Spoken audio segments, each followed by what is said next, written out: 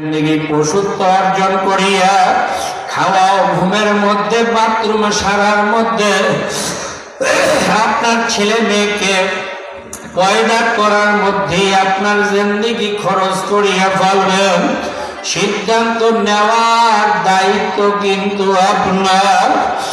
আল্লাহর বান্দা, চক্ষু কিন্তু বন্ধ হবে, কখন হবে তা কিন্তু জানো না। অনিশ্চিত জিন্দেগির মধ্যে আছো, চক্ষুকে জিন্দা অবস্থায় একটু বন্ধ করিয়া মুরাকাবার মধ্যে গিয়ে দেখো, এই দুনিয়া কিছু না, কিছুই না, অন্ধকার, আমাবস্যা রাতের থেকেও অন্ধকার। এই দুনিয়ার পাগলের দলের জন্য দুনিয়াকে চেন।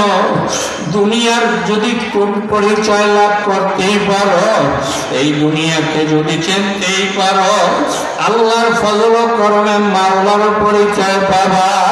কোন এক আল্লাহওয়ালা ডাক দিয়া কয়, হাকিকত সে তু দুনিয়া দেখ, খবর হ্যায় দুনিয়া কি নুমাইশ পর নজর হ্যায়। এ দুনিয়ার পাগলের দল, একটু চক্ষুকে বন্ধ করো,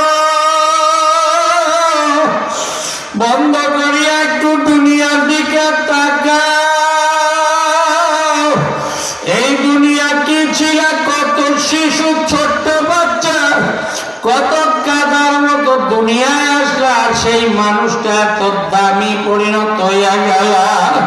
অথচ আলাকাতকার গামনা বানি আদম যেই মাওলায় ঘোষণা করল, সেই বান্দাই তো খলিকাল ইনসান দাঈফা, অত্যন্ত কাদার মতো বানাইল।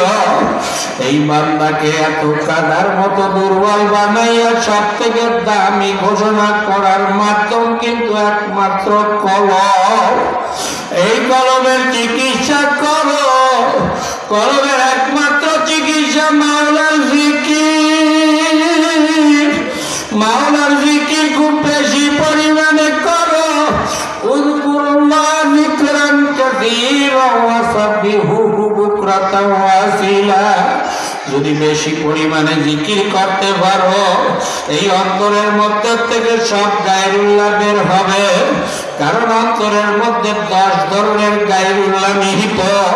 এই 10 ধরনের গায়রুল্লাহ আল্লাহ বলছে, আসাদকে কিনা হবে, যা হবে মাল, যত ধরনের গুনাহগুলো আছে, এই লাল তরবারি মারো, ইল্লাল্লাহকে বসাও, আল্লাহর ফজল করমে সব ধুইয়া মুছিয়া কালিমা টুকরো হইয়া এই মানুষটা যখন মানুষে পরিণত হইয়া যাইবে, তখন এই দুনিয়ার হাকিকত তার সামনে প্রকাশিত হইয়া যাইবে।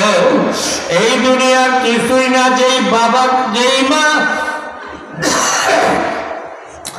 সন্তানের সব থেকে দামি, সন্তানের সব থেকে প্রিয়জন, সেই বাবা দামি, বাবা দামি, যিনি দুনিয়া থেকে বিদায় হইয়া যাইতেছে, এই বান্দা হেফরাদাতি করে না, তোমার কখন ডাক আছে অনুভব করো না।